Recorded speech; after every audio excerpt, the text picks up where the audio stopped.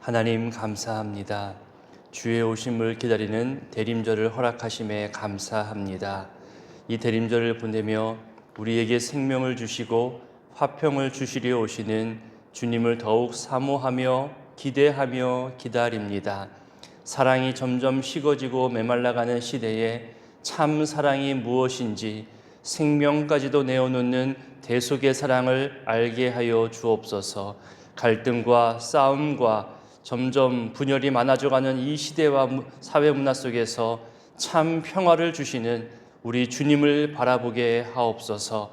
이기심과 탐욕으로 더 많이 가져야 더 많이 안전하다고 가르치는 이 시대의 삶 속에서 내가 가진 것, 또 사람이 누리고 있는 것이 한순간에도 모두 사라져버릴 수 있다는 것을 알게 하시고, 하나님이 모든 것을 허락하시고 또 우리에게 허락하신 것으로 이웃과 나누기를 원하시는 하나님의 마음과 명령을 헤아릴 줄 알게 하옵소서. 우리 주변에 찬송의 가사처럼 줄이고 목마른 자들이 있습니다. 악한 유혹들도 넘쳐납니다. 평안케 하지 못하는 여러 두려움과 불안한 상황들이 보여지기에 더 움츠려 들기도 합니다. 주님, 충만한 은혜를 내 영혼에 부어주시고 주님 말이 우리 힘이요 만족함이 됨을 경험케 하옵소서. 더 가져야 만족이 아니라 오히려 비우고 나누어야 경험하게 되는 참 평안과 만족을 알게 하시고, 헛된 것에 집착하지 않게 하시고, 주신 건강과 재물과 재능과 시간으로 하나님 앞에서 섬기고 이웃들 앞에서 나누며 그렇게 축복의 통로로, 은혜의 통로로 살아가는 기쁨을 더하여 주옵소서. 하나님, 요즘 우리의 정신과 마음이 많이 약해져 있음을 보게 됩니다. 코로나 이후로 외로움과 우울증도 심하여졌고 어려움도 많아지게 되면서 절망감도 많이 느끼게 됩니다. 약물에 의존하려 하다가 마약에까지 손을 대게 되는 여러 유혹도 많아지는 현실입니다.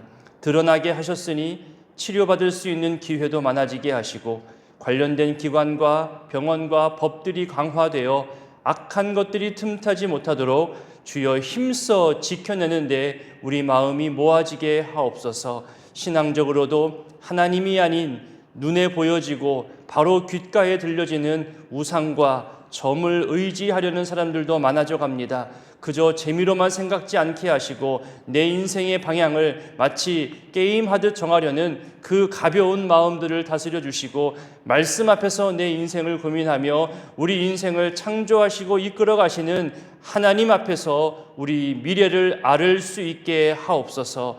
하나님, 가정이 무너지고 있음도 보게 됩니다. 전쟁이나 자연재해와 사건 사고로 인한 그런 것도 있지만 그저 순간의 감정과 분노를 참지 못하고 심지어 음란함이 파고들어와 우리 건강한 가정을 파괴하기도 합니다. 부부 사이에 지켜야 할 최고의 사랑 표현이 정절인데 이 정절이 무시되고 몸으로 마음으로 간음합니다. 아버지가 딸을, 삼촌이 조카를, 감히 말하기도 부끄러울 정도의 음란한 유혹들이, 그리고 끔찍하고도 악랄한 방법으로 사람을 괴롭히고 유혹하는 이 악한 자들로 인하여 피해당하는 사람들도 점점 많아져 갑니다. 그리고 그 가운데 가장 약한 존재인 우리 어린 자녀들이기에 그 어린 생명들이 제대로 사랑받지 못하고 보호받지 못하고 먹는 것, 입는 것에서 부족함을 느끼게 되는 그런 속상함을 바라보게 됩니다. 이 풍요의 시대에서 궁핍함을 경험하게 되지만 또 동시에 사람들의 시선에서 외면당하고 그리고 금방 사라져버릴 존재로 취급당하는 것이 주님 안타깝기만 합니다. 우리가 모든 시대적 아픔과 또 사회적 아픔을 모두 해결할 수는 없겠지만 적어도 우리 가족 안에서 또 우리 모임과 공동체 안에서 우리 주변과 이웃들의 삶을 돌아보며 이 지역에서 구원의 방주와 또 빛과 소금으로 은혜와 축복의 통로로 우리 교회를 사용하여 주시기를 원합니다.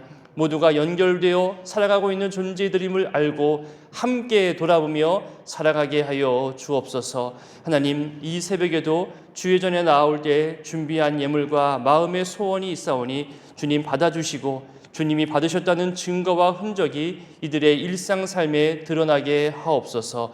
이제 말씀 앞으로 나아갑니다. 함께 하실 성령님을 의지하오며 예수님의 이름으로 기도드립니다. 아멘. 오늘 말씀은 욥기 30장 16절로 31절입니다.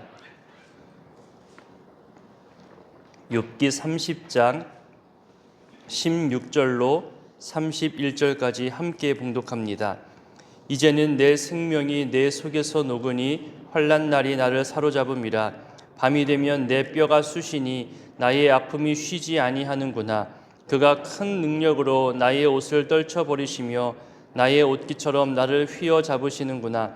하나님이 나를 진흙 가운데 던지셨고 나를 티끌과 재 같게 하셨구나. 내가 주께 부르짖으나 주께서 대답하지 아니하시오며 내가 섰사오나 주께서 나를 돌아보지 아니하시나이다. 주께서 돌이켜 내게 잔혹하게 하시고 힘 있는 손으로 나를 대적하시나이다. 나를 바람 위에 들어 불려가게 하시며 무서운 힘으로 나를 던져버리시나이다. 내가 아나이다. 주께서 나를 죽게 하사 모든 생물을 위하여 정한 집으로 돌려보내시리이다. 그러나 사람이 넘어질 때에 어찌 손을 펴지 아니하며 재앙을 당할 때에 어찌 도움을 부르짖지 아니하리이까. 고생의 나를 보내는 자를 위하여 내가 울지 아니하였는가. 빈궁한 자를 위하여 내 마음에 근심하지 아니하였는가. 내가 복을 바랐더니 화가 왔고 광명을 기다렸더니 흑암이 왔구나. 내 마음이 들끓어 고요함이 없구나. 환난 날이 내게 임하였구나. 나는 햇볕에 쬐지 않고도 검어진 피부를 가지고 걸으며 회중 가운데 서서 도움을 부르짖고 있느니라. 나는 이리의 형제요 타조의 버시로구나. 나를 덮고 있는 피부는 검어졌고 내 뼈는 열기로 말미암아 탔구나. 내 수금은 통곡이 되었고 내 피리는 애곡이 되었구나. 아멘. 어제 본문에서는 비천한 자들에게 조롱당하고 비웃음 당하는 자신의 비참함에 대해서 탄식을 했습니다. 오늘 본문은 그런 욥이 아무리 탄원하고 부르짖어도 침묵하시는 하나님에 대한 탄식과 또 영육간에 고통당하고 있는 자기 삶에 대한 탄식이 나타나고 있습니다.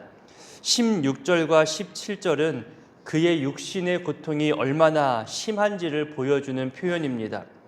마치 사냥꾼의 올무에 걸리거나 칼이나 총에 의해서 큰 상처를 입어 점점 죽어가는 그런 생명의 모습들이 그려집니다.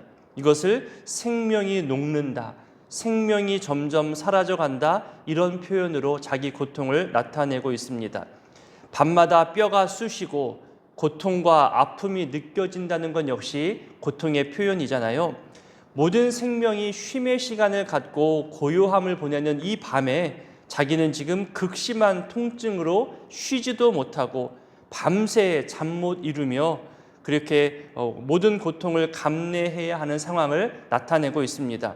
그만큼 욥의 육체가 극심한 고통으로 인하여서 약해질 대로 약해져 있는 그런 상태이기도 합니다. 여기서 뼈가 쑤신다는 이 표현도요, 가만히 살펴보면 참 속상합니다. 이 쑤신다는 표현은 구멍을 뚫다, 또 찌르다, 긁어서 파내다, 이런 의미거든요. 그러니 자기 뼈를 날카로운 칼이나 송곳 같은 것으로 구멍을 뚫기 위해서 긁어내고 파내고 깎아내고, 생각만 해도 너무나 끔찍한 고통입니다. 18절과 19절은 이런 고통이 하나님에 의해서 주어졌다고 또다시 같은 표현을 반복하고 있지요.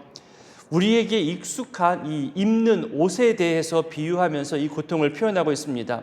내 피부의 겉면을 마치 옷을 벗기는 것처럼 다 벗겨가셨다는 거예요.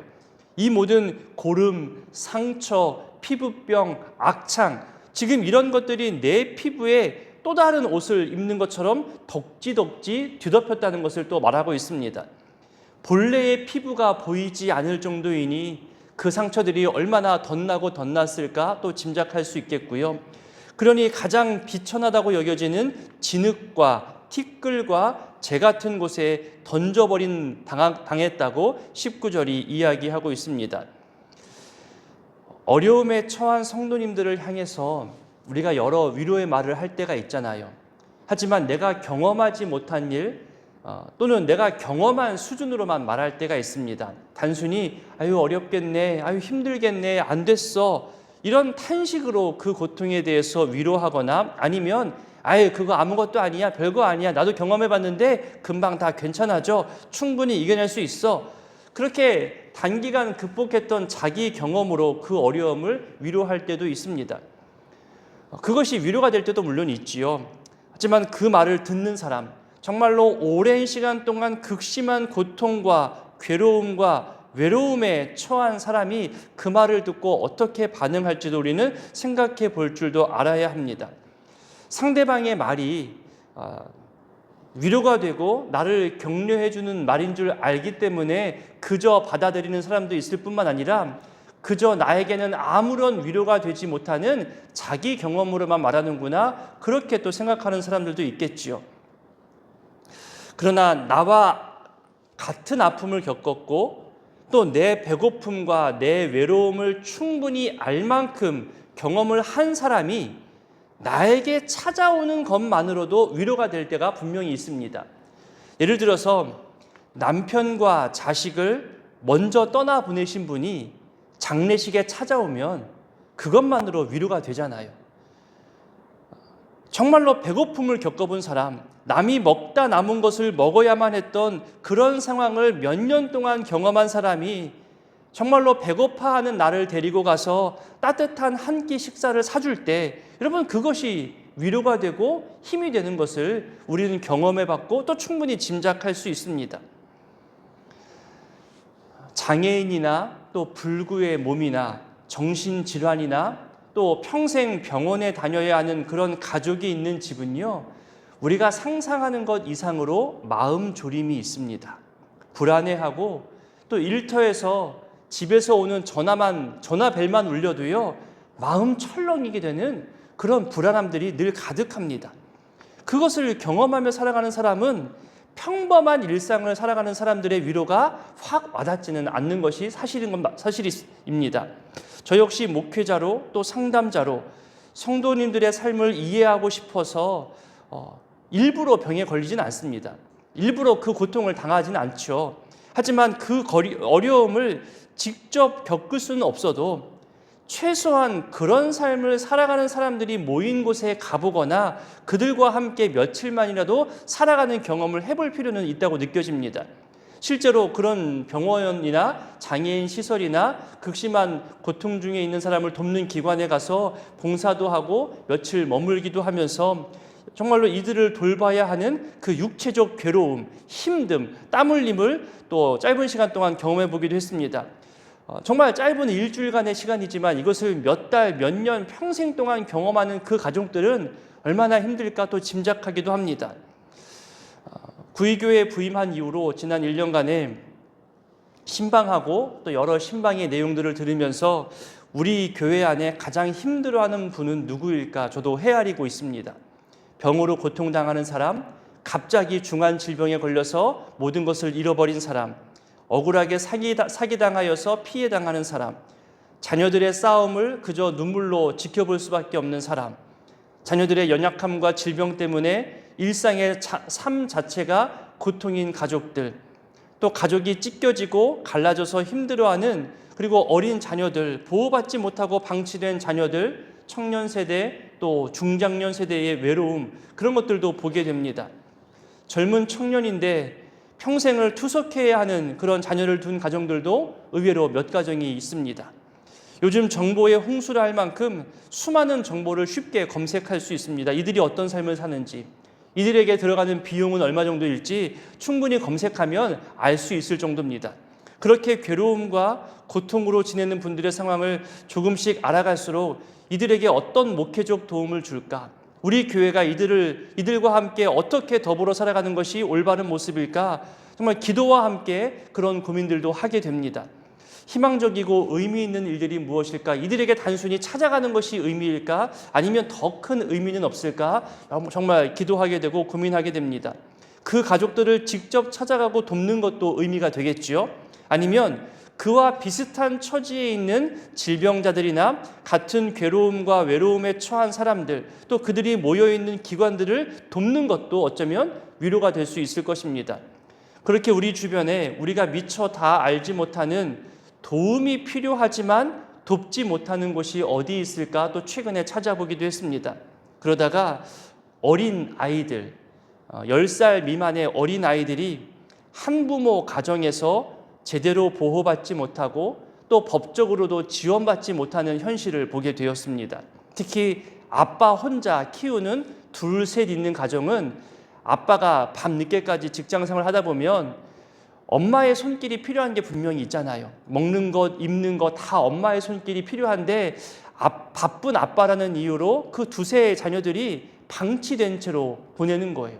매일 저녁을 라면으로 먹을 수밖에 없고 또 굶어야 되는 그런 것을 보면 정말 속상하죠. 그런 아이들은 외부 유혹이나 악한 사람들에게 표적이 되기도 합니다. 그런 뉴스와 현실들도 우리는 보게 되지요. 최근 아동폭력도 또 등록되지 못하고 지내는 어린 자녀들도 많다는 뉴스는 정말 우리로 힘들게 했습니다. 우리 교회 주변에는 없을까? 이 광진구와 구이동에는 없을까? 알아보니까 있더라고요.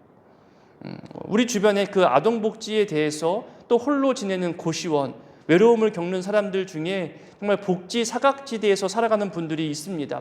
그들에게 따뜻한 위로를 어떻게 전할 수 있을까? 쌀 몇 포대라도 보낼 수 있을까? 아니면 우리의 재정을 좀 흘려보낼까? 여러 가지 고민도 하고 또 실현해 보고자 또 노력도 하고 있습니다. 그러던 중에 우리 장로님들과 또 좋은 아이디어를 모아서 결정하고 있는 부분이 있는데요. 내년이 우리 60주년입니다. 60주년의 새해 첫 주일, 그러니까 우리 흔히 말하는 신년 감사주일이잖아요. 이 신년 감사헌금 전액을 우리 어려운 이웃들과 또 힘들어하는 기관과 단체에게 우리의 감사와 또 우리의 마음을 흘려보내는 것도 60주년의 좋은 의미가 되겠다. 또 그런 아이디어를 또 장로님들과 같이 나누었습니다. 근데 정확히 정리된 문구와 또 보내야 할 기관과 대상이 정리되면 다시 또 알려드리겠지만 오늘 이 욥의 탄식과 욥의 슬픔과 이 욥의 외로움의 이 표현을 마주하면서 이런 마음이 더더욱더 자리 잡게 되고 또 생각을 나누고 싶어졌습니다. 60주년으로 아마 행사가 많아지고 예산이 필요한 일들도 더 많아질 것입니다. 분명히 더 많은 돈이 필요하겠지요. 하지만 이럴 때일수록 우리가 물질에 휘둘리지 않겠다, 돈에 휘둘리지 않겠다는 의지를 한번 표명하는 것도 좋은 의미가 될 것입니다. 그리고 그것으로 주변 어려운 이들에게 적게라도 힘과 소망을 주기 위해서 우리가 누릴 수 있는 것들을 좀 내려놓는 것도 60주년을 맞는 우리 건강한 교회의 모습이겠다 생각되어집니다. 신년 첫 주일에 드려지는 그런 모든 감사 예물을 그렇게 사용해 보려고 당회가 결정을 하게 되면 또 재직회와 또 항존직 모임에서도 설명하게 될 텐데 이런 의미들을 또 이해해 주시고 받아주시고 교회의 사명과 앞날을 생각하면서 또 동참해 주시기를 부탁드립니다. 다시 본문 돌아와서 20절 이후를 보십시오. 내가 주께 부르짖으나 주님이 외면하는 듯 느껴집니다. 하나님께서 침묵하신다는 거예요. 욥은 적극적이지만 하나님은 소극적으로, 아니 아예 침묵하십니다. 지금 나는 도움이 필요하다고 적극적으로 간절하게 외치며 두드리고 있는데 하나님은 마치 관심 없어 하는 것 같아 보입니다. 눈길이라도 한번 주신다면, 좀 더 참으면 된다고 말씀하신다면, 괜찮아질 거라고 한마디만 나에게 알려주신다면 훨씬 나아질 텐데 돌아보지도 않으시는 것처럼 보여집니다. 그렇기 때문에 21절처럼 내게 잔혹하게 대하시고 또 대적하신다는 원망 어린 그런 표현까지 사용합니다. 이렇게 고통 중에 넘어지고 쓰러질 때에 뭐라도 붙잡아 보려고 손을 펴지 않겠냐고, 그것이 연약한 인간의 본능과도 같은 행동 아니겠냐며 24절에서 또 얘기합니다. 그러면서 25절부터 자신의 결백, 자신이 평소에 행했던 행적들을 언급하며 고통을 토로합니다. 사람을 함부로 대하는 상황에 몰려서 고생의 날을 보내는 그런 자들을 위해서 본인이 슬퍼했던 옛날의 모습을 회상하잖아요. 가난하고 어려운 자들을 위하여 무엇이라도 해보려고 노력했던 자신의 과거의 그 선한 행적들을 지금 되돌아보고 있습니다. 그렇게 선행을 행할수록 복이 올 거라고 생각했는데 복을 바랬더니 화가 왔다는 표현을 하잖아요. 탄식의 표현이기도 하지만 욥 역시 인과응보적 생각을 가지고 있었다는 겁니다. 남을 돕기 위해서 내가 더 잘 되어야 하고, 그렇게 어려운 사람을 도우면 더 큰 복이 와야 하는데, 지금 자기가 그렇게 살아온 지난 선한 행적들에 비해서 지금 겪고 있는 고통이 너무나 크고 답답하고 억울하다는 그런 항변입니다. 28절을 볼까요? 자기 비참함이 어느 정도인지 이렇게 표현합니다. 자기 피부가 검어졌다고 하죠. 욥의 옷이 티끌과 재로 온통 더러워져 있는 상태를 표현하는 겁니다. 동시에 피부병과 상처 때문에 얼룩져 버린 자기 겉피부, 자기 겉모습을 나타내기도 합니다. 그러니 옷을 입어도 더러운 모양이고, 옷으로 가리지 못한 피부 역시 더러운 모양이라는 거죠. 햇빛으로 그을려져서 검어진 것이 아니라 병과 상처로 검어졌다는 이 표현은 욥이 얼마나 고통 중에 있는지, 얼마나 극심한 상처 때문에 괴로워하고 있는지, 긁고 또 긁어도 시원치가 않고 괴로움만 반복되는 그런 육신의 고통이 얼마나 심한지를 우리로 하여금 짐작하게 합니다. 그런 모습으로 회중을 향해 도움을 부르짖고 있는 겁니다. 제발 나 좀 도와달라고. 그 상황이 29절에 보니까 이리와 타조로 연결시키고 있는 겁니다. 저는 이 부분이 너무나 속상합니다. 그리고 앞서 말씀드렸던 우리 주변에도, 우리 이웃에도 이런 분들이 분명히 있을 것이라 여겨져서 더 찾고 싶습니다. 무슨 말이냐면, 이리와 타조의 울음소리가 어떤 의미냐면요, 이들의 울음소리는 사람이 듣기 싫을 정도로 혐오스럽고 탁한 울음소리라고 사람들이 정의하고 있습니다. 듣기 싫어한다는 소리인 거예요. 그리고 같이 어울리지 못하는 버려진 존재를 의미할 때 이 이리와 타조의 울음소리라는 표현을 쓴다고 합니다. 그러니 욥이 이 표현을 썼다는 것은 자기가 아무리 도움을 외치고 울부짖어도 사람들에게는 아유 또 저 소리야, 듣기 싫어 죽겠어, 또 저렇게 울부짖어, 빨리 사라져버렸으면 좋겠어, 저럴 바에는 빨리 죽기라도 하지, 그런 취급을 받는다는 거예요. 이런 사람들이 우리 주변에 있잖아요. 마지막 31절을 보면 수금과 피리가 나옵니다. 이 수금과 피리는 잔치와 기쁨을 표현할 때 사용하는 악기잖아요. 근데 이 수금과 피리로 연주하며 풍요와 기쁨 가운데 자신이 살아왔던 날들인데, 이제는 이 수금과 피리가 통곡이 되고 애곡이 되었다고 말합니다. 그러니 자신이 풍족하고 평안했던 과거를 생각할 때마다 현재 고통이 더 심한 겁니다. 이해되지 않아서 더 괴롭습니다. 여러분, 오늘 이 말씀을 기억하며 기도하실 때 제발 나 좀 도와달라고, 힘들다고, 외롭다고, 배고프다고 외치는데, 그런 외침의 소리를 마치 듣기 싫어하는 일이나 타조의 울음처럼만 듣고 얼른 사라져버리기를 바라는 그런 매정한 마음은 혹시 우리 가운데 없는지 한번 돌아보며 기도했으면 좋겠습니다. 내 가족 중에도, 내 친척 중에도 분명 이렇게 외치는 사람이 있습니다. 그런데 가깝다는 이유로 우리는 무시할 때가 있거든요. 이 추운 연말 연시를 보낼 때 우리 따뜻함이 우리 가족들에게, 친척들에게, 그리고 우리 이웃들에게 이 하나님 사랑, 이웃 사랑의 사명을 더 의미 있게 흘려보낼 수 있는지 고민하시고 함께 또 기도해 주셨으면 좋겠습니다. 또 이렇게 우리 사랑을 흘러보내야 할 기관이나 단체에 여러분이 알고 있다면 우리 목사님들에게도 알려주셔서 또 그러면 함께 검토하도록 하겠습니다. 대림절을 보내고 있습니다. 어렵고 힘든 사람들에게 주님의 오심이 소망이 되기를 함께 기도할 수 있기를 바랍니다. 주기도문으로 기도하겠습니다. 하늘에 계신 우리 아버지, 아버지의 이름을 거룩하게 하시며 아버지의 나라가 오게 하시며 아버지의 뜻이 하늘에서와 같이 땅에서도 이루어지게 하소서. 오늘 우리에게 일용할 양식을 주시고 우리가 우리에게 잘못한 사람을 용서하여 준 것 같이 우리 죄를 용서하여 주시고 우리를 시험에 빠지지 않게 하시고 악에서 구하소서. 나라와 권능과 영광이 영원히 아버지의 것입니다. 아멘.